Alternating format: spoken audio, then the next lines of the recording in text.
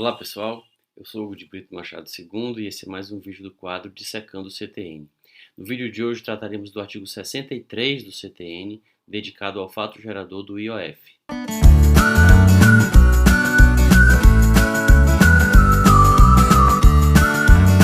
Lembrando que o Código Tributário Nacional não trata propriamente do fato gerador de tributo algum, no sentido de estabelecer quais são os seus fatos geradores, no sentido de já veicular a norma de tributação. A norma que tem como antecedente os fatos que, quando acontecem, desencadeiam o dever de pagar o tributo e tem como consequente a determinação de que se pague, de que surja um vínculo obrigacional que deve ser adimplido relativamente ao tributo de cuja instituição se cogita. Essa norma de tributação constará de lei específica editada pela União, pelo Estado ou pelo município, conforme a competência impositiva correspondente. Então, no caso do IOF, será uma lei da União que tratará dos seus fatos geradores. Quando nós falamos que o CTN trata dos fatos geradores, estamos falando que o CTN o faz no nível das normas gerais, no nível do estabelecimento desse maior detalhamento da competência que consta da Constituição, para dirimir possíveis conflitos de competência, para dar alguma uniformidade no trato daquele tributo em todo o território nacional, quando se trata de um tributo de competência dos entes periféricos, dos estados ou dos municípios. Então, as regras do artigo 63 dispõem sobre como o legislador ordinário federal poderá dispor a respeito desse imposto, que é chamado de IOF, Imposto sobre Operações Financeiras, mas a rigor o seu nome, como consta da Constituição e como consta do CTN, é Imposto sobre Operações de Crédito, Câmbio e Seguros e relativas a títulos e valores mobiliários. Então nós temos aqui, na verdade, 4 impostos em um, que nós poderíamos chamar o IOF Crédito, o IOF Câmbio, o IOF Seguro e o IOF Títulos e Valores Mobiliários. Poderíamos falar ainda do IOF Ouro. Embora o IOF incida sobre operações com títulos e valores mobiliários e o ouro, quando usado como ativo financeiro, se sujeita ao IOF Ouro, mas como algumas disposições específicas em relação à incidência do IOF sobre ouro, ele poderia até ser considerado um quinto tipo de imposto dentro desse mesmo rótulo que é o IOF. Mas nós trataremos dele aqui como sendo parte do chamado IOF incidente sobre operações relativas a títulos e valores mobiliários. Antes de examinar especificamente as disposições do artigo 63, é importante lembrar que o IOF tem uma função extrafiscal importante. Assim como o IPI, assim como o imposto de importação, imposto de exportação, o IOF pode ter as suas alíquotas alteradas por ato do Poder Executivo, dentro de um intervalo máximo e mínimo fixado na lei.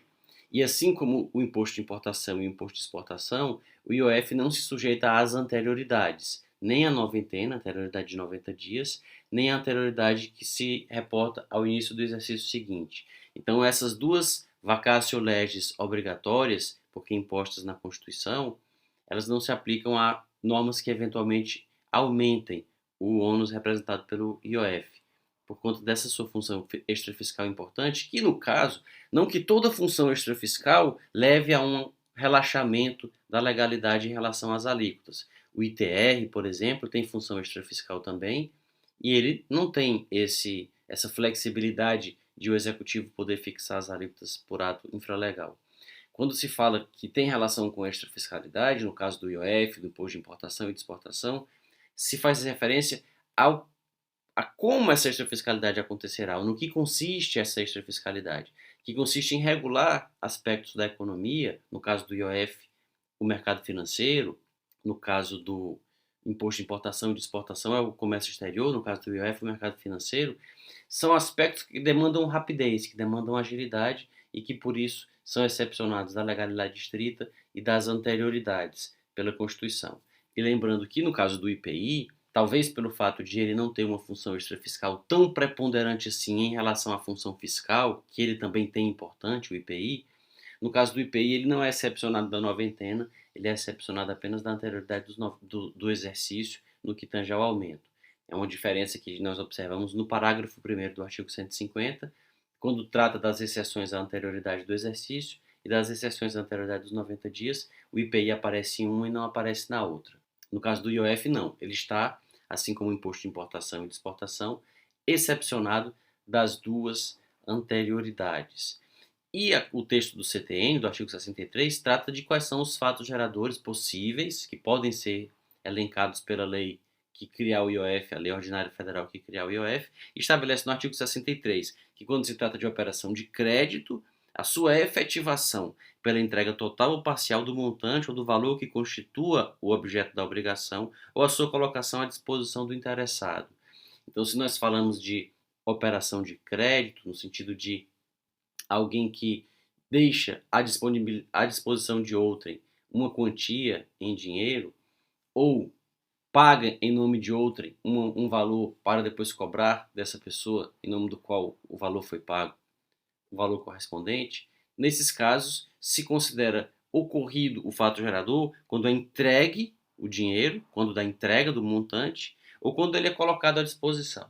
Então, imaginemos, por exemplo, no caso de alguém que entra no cheque especial, alguém que entra no limite, que paga o valor mínimo do cartão de crédito e deixa o restante da fatura para pagar no mês seguinte, ou alguém que, por exemplo, contrai um empréstimo junto à instituição financeira, no momento em que o dinheiro é entregue, ou no caso do cheque especial, colocado à disposição, porque a pessoa entrou no cheque especial, começou a usar o cheque especial, então nesse momento há a incidência do IOF. Esse momento pode ser considerado pela lei federal ordinária como o momento em que se consuma o fato gerador do imposto no que tange a sua incidência sobre o crédito. E diz o inciso 2, quanto às operações de câmbio, a sua efetivação pela entrega de moeda nacional ou estrangeira, ou de documento que a represente, ou sua colocação à disposição do interessado em montante equivalente à moeda estrangeira ou nacional entregue ou posta à disposição deste.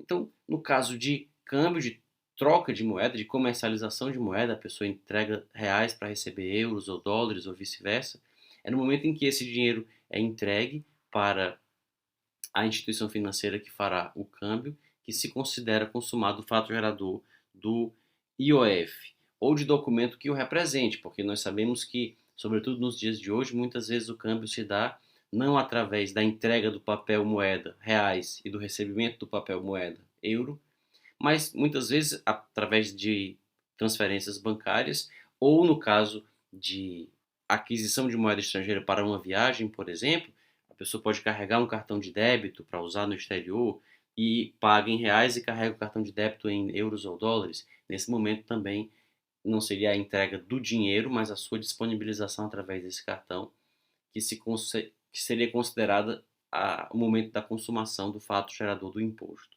E em relação ao inciso 3, quanto às operações de seguro, a sua efetivação pela emissão da apólice ou documento equivalente ou recebimento do prêmio na forma da lei aplicável. E aqui algumas observações são importantes. Primeiro, o que se trata de recebimento do prêmio? O prêmio é o valor que se paga para que se possa fazer o seguro.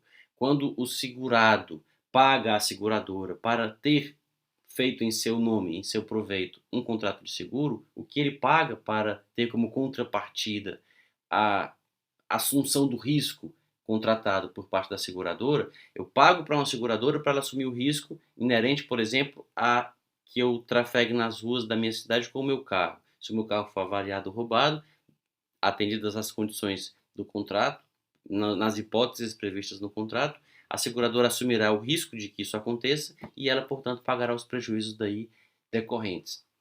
E eu pago por isso um prêmio. Eu pago para fazer o seguro um prêmio. É no momento do pagamento do prêmio ou do recebimento da apólice que pode ser considerado ocorrido o fato gerador do IOF. E aí observemos o que diz a parte final desse inciso. Na forma da lei aplicável. Isso nos lembra o que foi dito no início do vídeo. O Código Tributário Nacional é uma norma que tem status de lei complementar, embora não seja, e apenas traça normas gerais em matéria de legislação tributária nos termos do artigo 146, inciso 3, letras A e B da Constituição.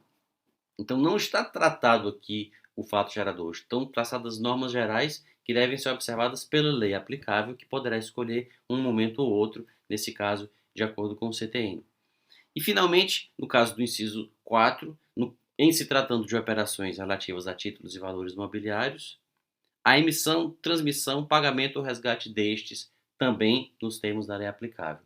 Então, quando se negociam títulos, quando se negociam papéis no mercado financeiro representativos de operações financeiras, quando se negociam debêntures, por exemplo, essa negociação pode ser sujeita ao IOF e ele incidirá tanto na emissão, como na transmissão, como no pagamento e no resgate. E aí é importante observar a ressalva do parágrafo único, que quando houver incidência no inciso 1, ela exclui a do inciso 4 e reciprocamente, quanto à emissão e ao pagamento desses títulos. Por quê? Porque muitas vezes o título é representativo de uma dívida, de uma operação de crédito. Então, uma companhia emite títulos no mercado financeiro para captar recursos. Ela pede dinheiro emprestado. A companhia, por exemplo, emite debêntures e as pessoas que compram as debêntures estão emprestando dinheiro para aquela companhia. E a debênture estabelece que dentro de determinado prazo a debênture será paga, com juros de tantos por cento, etc., dispondo as condições. Quando do vencimento da dívida, daquele título, daquela debênture, daquela letra, enfim, haverá o pagamento por parte da companhia que fará o resgate do título.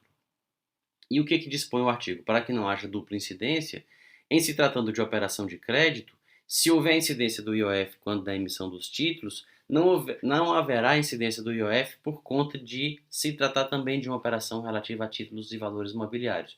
Se o título for negociado no mercado, aquela pessoa que adquiriu o título e emprestou dinheiro para a companhia saiu negociando o título com terceiros e depois de o papel passar em muitas mãos, ele ser resgatado junto à companhia, não haverá incidência na emissão nem no resgate, porque já foi tributada a operação de crédito, mas poderá haver incidência nas operações intermediárias de negociação desse título. Então, esses são os aspectos importantes tratados aqui no CTN a respeito dos possíveis fatos geradores do IOF. Se tiver gostado desse vídeo, não se esqueça de curti-lo, de se inscrever no canal para acompanhar os próximos, a partir dos quais trataremos da base de cálculo, das alíquotas, do IOF, e de deixar na caixa de comentários o que gostaria de ver tratado neste vídeo, quais outras questões que gostaria de ver examinadas e o que pensa a respeito desta e de outras questões. Até os próximos vídeos.